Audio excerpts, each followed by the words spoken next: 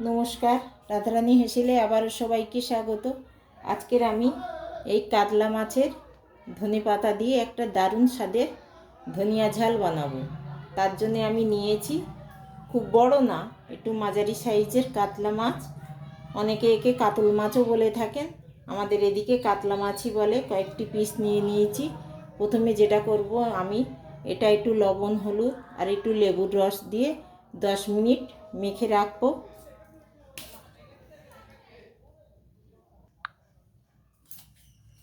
দেখুন, আমি লবণ হলুদটা আন্দাজ মতন দিয়ে দিয়েছি, পরিমাণ মতন। আর এবারে একটু লেবু নিয়েছি, অল্প একটু। এই লেবুর রসটা খুব সুন্দর করে এতে মাখিয়ে নেব।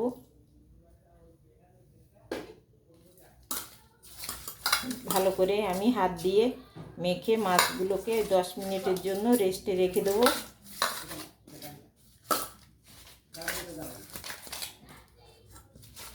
মাখানো হয়ে গেছে, এবার আমি রেখে দিচ্ছি। আমার 10 মিনিট হয়ে গেছে। আমি একটা থালা দিয়ে ঢেকে দিয়েছিলাম মাছগুলোকে। এবার আমি কড়াইতে তেল দিয়েছি কিছুটা পরিমাণ, প্রায় 4-5 চামচ মতো। এবার আমি মাছগুলো একে একে বেশ লালচে করে ভেজে নেব।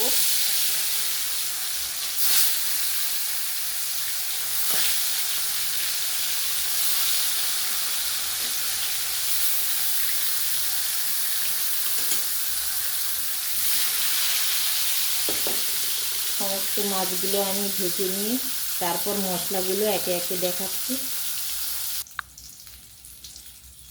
দেখুন, মাছগুলো ঠিক আমি এমনি লাল করে ভেজে নিয়েছি। সমস্ত মাছগুলো আমি এরকমইভাবে ভেজে নেব।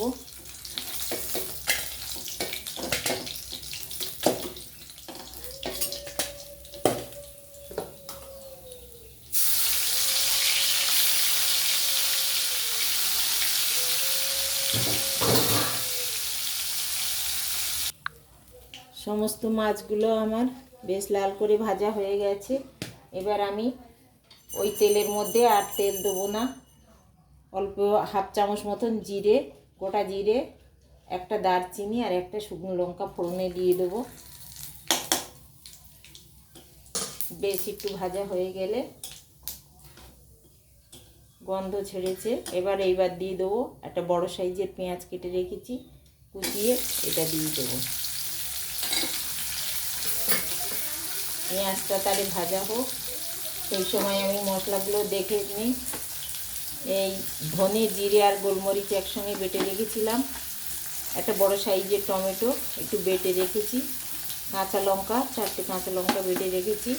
আর কিছুটা ধনেপাতা আমি বেটে রেখেছি। রান্নাটা তাড়াতাড়ি হওয়ার জন্য আমি আগে থেকেই এগুলো বেটে রেখেছি। এবার দিয়ে দেবো পেঁয়াজে অল্প একটু লবণ, যাতে তাড়াতাড়ি পেঁয়াজটা ভাজা ভাজা হয়ে যায়। যতক্ষণ না পেঁয়াজটা একটু লালচে রঙের ভাজা হচ্ছে ততক্ষণ আমি একটু ভেজে নেব। তারপর একে একে সমস্ত মশলাগুলো আমি দেব। পেঁয়াজগুলো আমার বেশ লালচে হয়ে ভাজা হয়ে গেছে। এবার আমি জিরে, আদা, এর সঙ্গে একটু আদাও আছে, আমার বলা হয়নি। জিরে, আদা, ধনে, গোলমরিচ বাটাটা আমি দিয়ে দিচ্ছি। দিয়ে ভালো করে একটু কষিয়ে নিয়ে এবার আমি দিয়ে দেবো টমেটো বাটাটা।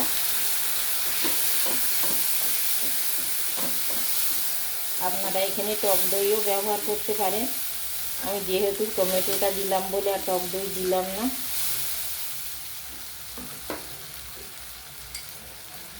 অল্প পরিমাণে একটু হলুদ দিয়ে দিলাম, কেন রান্নাটা খুব একটা হলদেটে হবে না, একটু সবুজ রঙের হবে, সেই জন্য আমি খুব বেশি হলুদ এখানে দিলাম না।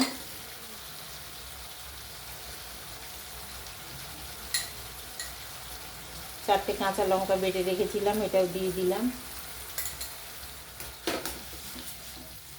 দিয়ে মশলাটা আমি খুব সুন্দর করে কষিয়ে নেব।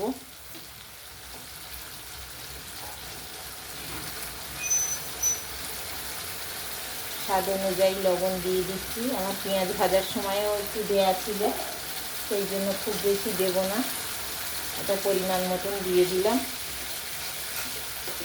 মশলাটাকে আমি খুব ভালো করে ভেজে নেব। এখানে কোনো রকম শুকনো লঙ্কার গুঁড়ো আমি ব্যবহার করব না।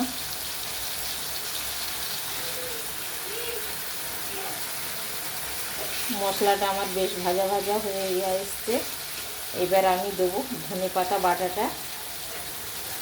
আমি কিছুটা রেখে দেবো, সবটা দেবো না, মাছের পরিমাণ অল্প, সেই জন্য খুব বেশি দেবো না।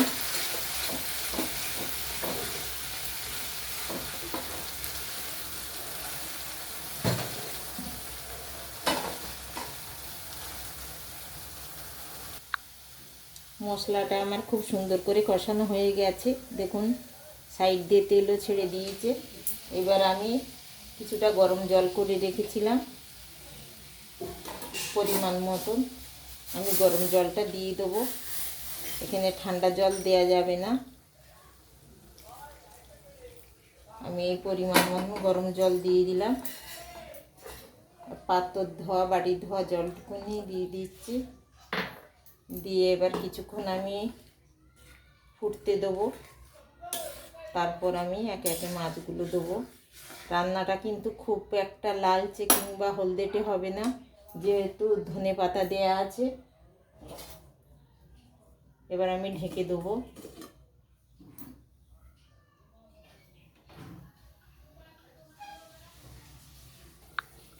ঝোলটা আমার দেখি কি হয়েছে, হ্যাঁ ফুটে গেছে। এবার আমি মাছগুলো দিয়ে দেবো।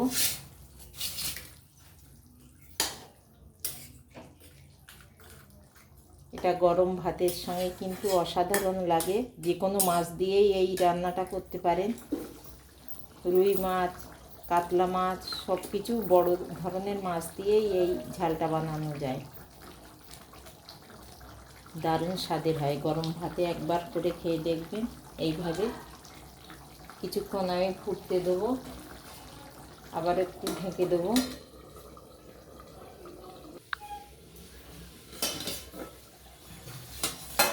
রান্নাটা প্রায় আমার হয়ে এসছে। এবার আমি দেবো সামান্য একটু চিনি, আপনারা দিতেও পারেন নাও পারেন, এটা আমার একটু ভালো লাগে। সামান্য একটু চিনি দিলে রান্নার স্বাদটা যেন মনে হয় অনেক বেশি আরও বেড়ে গেল। আর দেব অল্প একটু গরম মশলার গুঁড়ো, 1 চামচ মতন। এবার আমি নামিয়ে দিয়ে দেখাচ্ছি কেমন হলো।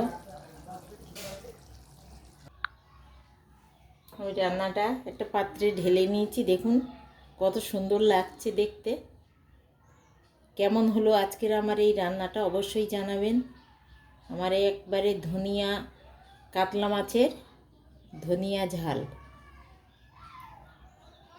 সবাই ভালো থাকুন, সুস্থ থাকুন, দেখা হবে আবার পরের কোনো রান্নায়।